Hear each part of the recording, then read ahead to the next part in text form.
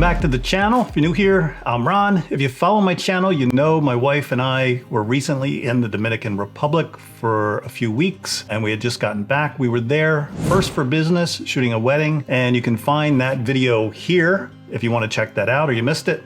Then the wife and I came home for about a week, and then we actually traveled back to the Dominican Republic for a family vacation and took 16 family members with us. That's what I'll be sharing with you in this particular video. And in this video, we stayed at the Royalton Punta Cana, an all-inclusive resort. This time we stayed at the Barcelona Barvaro Palace, also an all-inclusive resort. So let me quickly show you around. And here's a quick tour of the room and the view that we had. We booked what's called the Panoramic Suite Seafront Premium Level Room, which for us was on the second floor, directly facing the ocean, beautiful views.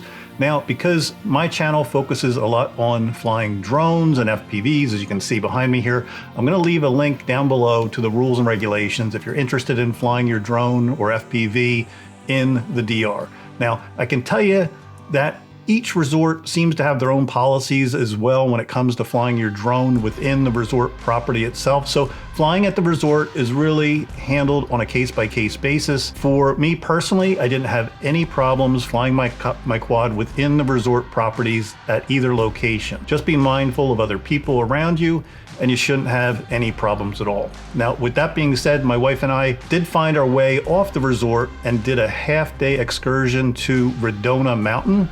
And it was probably a good hour and a half to get there from the resort that we were at. Quick story, the wife was very hesitant to leave the resort, but like any place you visit, just use common sense, do your homework, and you're gonna be fine. So when the driver showed up in his Hyundai Sonata, not a big shuttle bus or a commercial vehicle, which we were probably expecting, she did get a little bit nervous.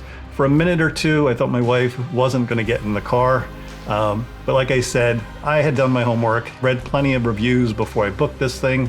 So if you go to the DR, I would recommend this trip over many of the others, only because we totally avoided the crowds. The excursion felt very personalized, and for the most part, it was just my wife and I who had the whole mountain to ourselves for quite a bit of the time that we were actually there. Now, obviously a big selling point to me was the panoramic views once you're up on top of this mountain, which you could see for miles. It's a gorgeous view up there. And of course, the big swing at the top, which makes for some great photos. That's really the main reason I wanted to go there. And for what it's worth, I'll mention you've got about a 5-minute ride from the bottom of the mountain to the top, which I personally thought was a good time. It's a bit bumpy. Maybe not for everyone because it's, like I said, quite so bumpy, but it's all part of the experience. So in my opinion, it was a good time. And of course, I did manage to get some drone shots while I was on the mountain as well. And if you're watching, I'll give a quick shout out to Dimitri, who we met while we were on this trip. He shared the car ride with us over to the Redonda Mountain. So hello, Dimitri, hope you're doing well. I left most of my big camera gear at home for this trip since we had drug so much gear with us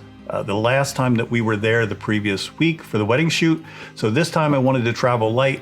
So all I really took with me this time was my GoPro 10 Black, my iPhone, and my DJI Mavic Air. Now, if you do go to this resort, it's a good time. And as I mentioned in my previous video, the food here is, and I'll quote, okay, but don't expect any 5-star meals here, even if you booked what's called premium level customer service. There's different levels of service at this resort.